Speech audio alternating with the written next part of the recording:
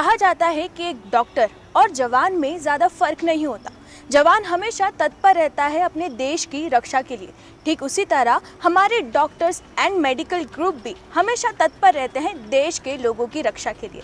नमस्कार, स्वागत है आपका एमपी न्यूज़ के खास कार्यक्रम हीरोज ऑफ एमपी में, जहां इस शो का उद्देश्य है कोविड वॉरियर्स को सैल्यूट करना, उन्हें ट्रिब्यूट करना उनके योगदान के लिए, जिनके कारण ही आज हम कोरोना को हराने में सक्षम साबित हुए हैं। और आज हमारे साथ में ही एक ऐसी शख्सियत है जिन्हें शायद ही कोई इंट्रोडक्शन की ज़रूरत है। We have none other than chairman of index medical college and medical group, sir Suresh Singh Bhadauria. Sir, स्वागत है आपका एमपी न्यूज़ में, इस कार्यक्रम में। सर, कैसा फील कर रहे हैं अब इस समय, क्योंकि इंडिया ने 100 करोड़ वैक्सीनेशन का जो टारगेट था वो पूरा कर लिया है। हम सभी भारतीयों के लिए ये एक बहुत ही गर्व करने वाली बात है। और इंडेक्स ग्रुप ने तो ना केवल सिर्फ शहर बल्कि गांव-गांव जाकर वैक्सीनेशन ड्राइव को सर सक्षम करने में एक बहुत बड़ा योगदान दिया था। कैसा फील कर रहे हैं अभी आप? आज मैं बहुत प्राउड फील कर रहा हूँ अपने आप को कि हमारे देश के प्रधानमंत्री माननीय मोदी जी ने जो सोचा था, जो करके दिखाना था कि भारत को बहुत आगे ले जाना है, और तो जो काम वर्ल्ड में कोई नहीं कर पाया वो मोदी जी ने आज करके बता दिया। बिल्कुल। 1 करोड़ 100 करोड़ वैक्सीनेशन का, जो कोई वर्ल्ड में कितने कंट्रीज आगे हैं, लेकिन वो हमारे माननीय प्रधानमंत्री जी का संकल्प था और उन्होंने करके दिखाया। वो जो सोचते हैं वो करके दिखाते हैं। जहाँ तक वैक्सीनेशन का सवाल है, हमारे इंडेक्स मेडिकल कॉलेज और अमलतास मेडिकल कॉलेज ने बहुत सारे सेंटरों पे वैक्सीनेशन किया और हमारे यहाँ कंटिन्यू वैक्सीनेशन होता रहा। हमने गांव-गांव जाके वैक्सीनेट किए, जगह जगह वो लगाए, कैंप लगाए, और ग्रामीण बस्तियों में भी गए, शहरों में भी गए, और स्कूलों में गए। खास तौर से जो बड़े बड़े कैंपस हैं उनमें जा के कैंप लगाए। और तो काफ़ी वैक्सीनेशन का काम हमारे स्टाफ ने, डॉक्टर्स ने, नर्सिंग ने, पैरामेडिकल स्टाफ ने काफ़ी काम किया है।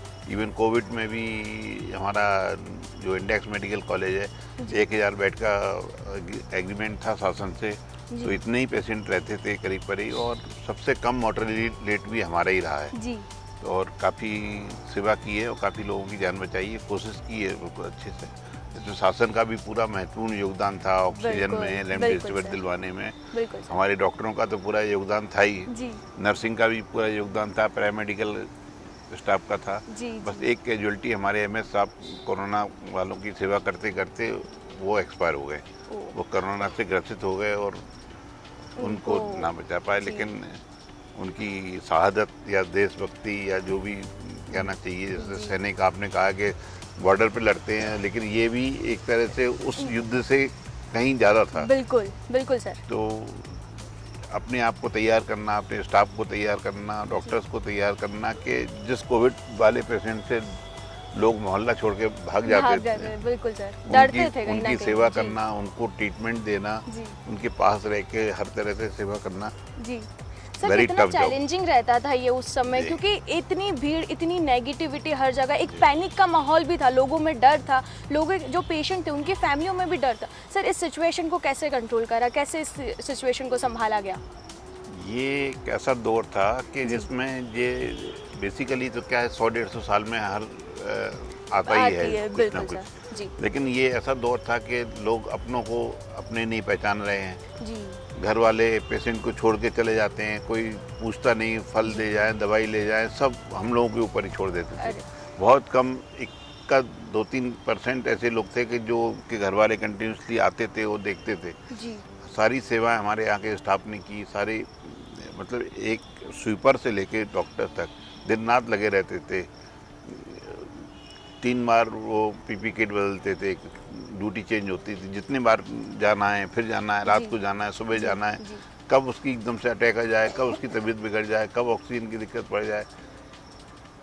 मतलब काफी कठिनाइयों भरा समय रहा है। हम तो सिर्फ घरों पे बैठ के सिर्फ कंप्लेन करते थे, लेकिन जो असली काम करा है वो हमारे योद्धाओं ने करा है। ना सिर्फ डॉक्टर्स बल्कि और भी पैरामेडिकल स्टाफ, जो हमारे एक जो टीम पूरी मजबूत हुई, उसी के कारण ही आज परिणाम स्वरूप हम कोरोना को हराने में सक्षम हुए हैं। सर, एक जो डॉक्टर्स तो अपना काम कर ही रहे थे, उनकी पूरी टीम जुटी हुई थी, लेकिन सर एक लीडर की एक बहुत अच्छी क्वालिटी होती है कि वो जिस तरीके से अपनी टीम को मोटिवेट करता है, उसी से ही उसका परिणाम आता है। सर, कैसे आपने एज एन लीडर सबको मोटिवेट करा कि कोरोना काल में हमें काम करना है?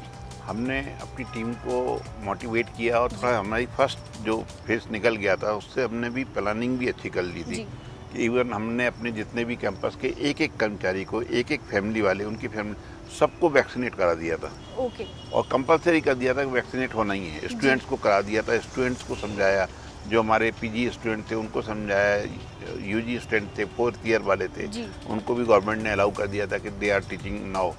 हाँ, वो भी केयरटेकर की तरह बिल्कुल आ सकते हैं, उनको सेवा समझाया दे है कि सकते अगर हैं। तुम जी। ये करोगे तो ये तो तुम्हारा काम है, ये तुमको हाँ। पहली बार ऐसा मौका मिल रहा है कि सेवा करने का। बिल्कुल। तो ये अचीवमेंट था, सबको समझाया। शुरू में लोग काफ़ी घबराए, लेकिन कुछ इंसेंटिव भी दिए, कुछ अदर प्रमोशंस दिए, कुछ और दिए, तो कुल मिला के धीरे धीरे एक माहौल क्रिएट किया जिससे लोगों को काम करना था। बिल्कुल। और फिर तो ऐसा क्रिएट माहौल हो गया कि लोग पीपी किट कई बार नहीं भी पहनते थे और मास्क लगा के चले जाते थे, बोले ठीक है हमको तो जो होना है, लेकिन हम तो सेवा करेंगे। बिल्कुल। और इवन हमको भी डेली करीबन जब पीक्स टाइम था मई जून में, तो उस समय हम भी रात में कम से कम 3-3, 4-4 बजे के पहले नहीं सो पाते थे। बिल्कुल। और सुबह जल्दी उठ के जल्दी, इतना डर लगा रहता था कि कहीं ऑक्सीजन नहीं खत्म हो जाए, क्योंकि सर, इस इतने बीच सारे। कभी आपको डर नहीं लगा कि अगर मैं पॉजिटिव हो गया या मेरी फैमिली का फिर क्या, या ऐसा कभी डर नहीं लगा कि मेरे को कहीं कोविड ना हो जाए, कोरोना ना हो जाए? नहीं, मुझे जी। डर नहीं लगता। मैं तो पॉजिटिव हो भी गया था। जी, अच्छा। हाँ, मैं पॉजिटिव भी हो गया था, तो मैं पॉजिटिव होने के बाद भी काम करता रहा। ओके। हाँ, और उसके बाद ठीक भी हुआ तो मैं खुद जाता था, आईसीयू में जाता था, कैजुअलिटी में जाते थे, सब पेशेंट होते जाते थे, उनके पास मिलते थे। तो एक बार चेयरमैन का जाना, तो उससे स्टाफ भी बहुत मोटिवेट होता है। बिल्कुल सर। क्या बिल्कुल। मैं जा रहा हूँ, तो जो नहीं जाते थे तो उनको मैं साथ ले जाता कि चलो तुम भी चलो, जी। डॉक्टर सक्सेना तुम भी चलो, जी। मैडम तुम भी चलो। जी जी तो जी, जब एक दो बार उनको ले गए तो उनका डर निकल गया। जी। जो हमारे दर्शकों को भी मैं बताना चाहूँगी कि अभी तक तो सिर्फ हम डॉक्टर्स, पैरामेडिकल स्टाफ, नर्सेस को कंट्रीब्यूट करते थे, उन्हें ट्रिब्यूट देते थे, लेकिन एक असली जो एक टीम का जो एक मोटिवेशन होता है वो उनके लीडर से ही उन्हें मिलता है। अगर आज एक लीडर ही अपनी टीम को मजबूत नहीं बनाता तो वो टीम कहीं ना कहीं से ढीली पड़ जाती है। सर, कि वही एक योद्धा की क्वालिटी वही होती है कि जब वो लड़ने जाते हैं तब वो कैसे पूरी एक टीम को एक सक्षम बनाते हैं ताकि वो हर लड़ाई जीत के आ सके। सर, इस दौरान आपको कोई ऐसा कोई एक पल या ऐसा कोई एक किस्सा जो आपके लिए हमेशा यादगार रहेगा, क्योंकि कोरोना टाइम ऐसा था कि सबको एक डर बना हुआ था, कहीं ना कहीं एक नेगेटिविटी थी, तो ऐसा कोई किस्सा जिसमें आपको किसी ने थैंक यू कहा हो और वो आपको हमेशा याद रहेगा?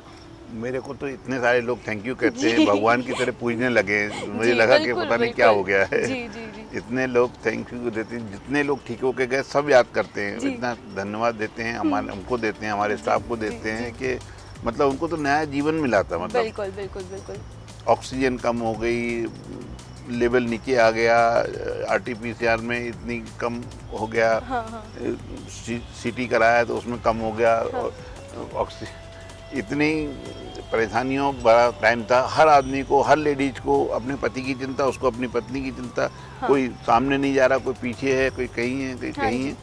हाँ जी, तो हाँ जी। बहुत ही टफ जॉब था। एक लेडी आई और वो हमारी कोई परिचिति थी, तो उन्होंने कहा नहीं साहब हमको तो आपके ही जाना है, अच्छा। तो उसके लिए आईसीयू में एक बेड करवाया। जी। उसके सारे घर वाले भाग गए, लेकिन एक लड़की थी उसकी, अच्छा। वो नहीं डरी, क्या बोले बात है। नहीं मैं अपनी माँ के पास ही रहूँगी। जी, तो यही मुझे- होती है। हाँ, वो लड़की थी। मैंने कहा देखिए ये बेटियां हैं जो माँ को चाहती हैं। बिल्कुल, हिम्मत और हौसला हो तो क्या नहीं जीत सकते। सर, वैक्सीनेशन से रिलेटेड एक सवाल आया है हमारे दर्शकों का कि उस टाइम पे जब ऑफलाइन वैक्सीनेशन शुरू हुआ तब कई लोगों की भीड़ होने लगी, तो सर इंडेक्स मेडिकल ग्रुप ने क्या व्यवस्थाएं वहाँ पे कर रखी थी ताकि सोशल डिस्टेंसिंग भी फॉलो हो सके और अच्छे से सबका वैक्सीनेशन भी हो सके? हम लोगों ने बहुत ही, हमारे यहाँ कैंपस काफ़ी बड़ा है जी। और बहुत जगह है, ऑडिटोरियम भी है, तो हमने वैक्सीनेशन सेंटर ऑडिटोरियम को बनाया था। जी। तो उसमें पर्याप्त और काफ़ी, और हमने 2 पॉइंट बना दिए थे वैक्सीनेशन के। एक रजिस्ट्रेशन कराते थे और रजिस्ट्रेशन करा के क्यू में चलते रहते थे। जी। चाय पानी की व्यवस्था भी हमने वहाँ करा के रखी क्या थी। बात है। बिल्कुल उनको मेहमानों की तरह बुलाते थे कि भाई आइए वैक्सीनेशन कराइए और फिर वैक्सीनेट कराते हुए फोटो खिंचवाइए। बिल्कुल, यही तो एक सच्ची मोटिवेशन था लोगों का वैक्सीनेशन करवाने का भी, कि हम लोगों को वो एक पिक्चर चाहिए वैक्सीनेशन, आई एम वैक्सीनेट कराते हुए, ताकि हम अपने सोशल मीडिया पे अपलोड कर सकें। सर अप्रॉक्स एक दिन में कितने वैक्सीनेशन के लिए वहाँ पे लोग आते थे, कितनी कैपेसिटी होती थी वहाँ पे उस समय ऑडिटोरियम एक में? सेंटर पे जी। 250 देते हैं वो, अच्छा। और फिर कुछ अगर वैक्सीनेशन बच जाती थी तो उनको अलाउ कर देते थे। ओके। हाँ, तो हमारे पास, हम हमेशा हमारे पास लिस्ट रहती थी जी। और वेटिंग लिस्ट भी रहती थी तैयार। जी। हम अगले एक वीक की तैयारी करके रखते थे जी। गांव-गांव में, क्योंकि जी, जी। हमारा एक भी दिन का एक पॉइंट भी वैक्सीनेशन नहीं हो। सबसे ज़्यादा वैक्सीनेशन ही हमारे यहाँ हुए हैं। बिल्कुल, चाहे हाँ यहाँ जी। हुए और अमलतास में भी वैक्सीनेशन बिल्कुल। हुए। सर गाँव में जब वैक्सीनेशन करवाने जाते थे तो कुछ मुश्किलों का सामना करना पड़ा तो लोगों को, क्योंकि वहाँ के लोगों को समझाना वैक्सीनेशन के लिए कहीं ना कहीं एक कठिनाई साबित होता था, तो कोई परेशानी इस तरीके से आई आपको? गाँव में बहुत परेशानी जी। आती थी, लोग भाग जाते थे। महिलाएं कहती थी कि हमको नहीं करना, जो होगा हमारा भगवान देखेगा, ये करेगा वो करेगा। लेकिन उनको समझाया, मोटिवेट किया कि इसको सरकार फ्री में लगा रही है, मोदी जी लगवा रहे हैं आपको, जी। शिवराज सिंह जी इसको लगवा रहे हैं और इसलिए आपकी जान बचाएगी। आपकी नहीं बचाएगी तो आपके साथ वाले 10 लोगों की जान बचाएगी। बिल्कुल। आपको कुछ हो जाएगा तो आपके बच्चों को, पति को क्या होगा, आपके रिश्तेदारों को क्या होगा, पता ही नहीं पड़ेगा। जी। आप अगर बच भी गए तो उनका क्या होगा। जी। तो कुछ ऐसे समझे, कुछ ऐसे समझे, कुछ फिर कई बार डराना पड़ता था कि नहीं प्रशासन का है, पुलिस उठा ले जाएगी, तुमको नहीं लगाओगे। तो ये थोड़ा वो कंप्रोमाइज, वो मिक्स सारी चीज़ें अपनाई गई, क्या बोलते हैं सर, साम दाम दंड भेद लगाया गया, ताकि कोरोना से रिलेटेड जो भी इन्फेक्शन से रिलेटेड जो भी भ्रम है लोगों के मन में, उसको हटाया जाए और वैक्सीनेशन के प्रति लोगों को जागरूक किया जाए। सर हमारे दर्शकों के लिए आप क्या मैसेज देना चाहेंगे? हम दर्शकों को हार्दिक शुभकामनाएं देते हैं कि अब ये कोरोना का तीसरा दौर ना आए, इसके लिए और माननीय मोदी जी को धन्यवाद दीजिए आप कि उन्होंने हमारे एक ऐसे डैशिंग प्रधानमंत्री हैं जिन्होंने 100 करोड़ का टारगेट आज पूरा कर लिया है।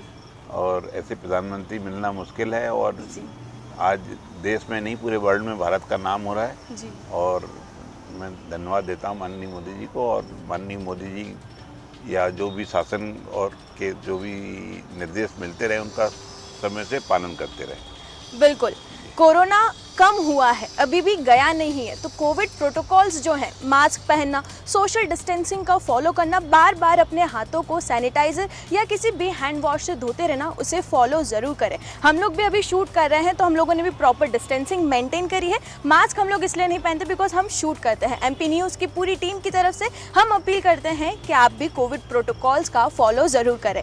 ये थे हमारे आज के रियल लाइफ हीरो सर। ऐसे ही रियल हीरो से हम मिलेंगे अगले एपिसोड में। आप बने रहिए MP न्यूज़ के साथ। नमस्कार।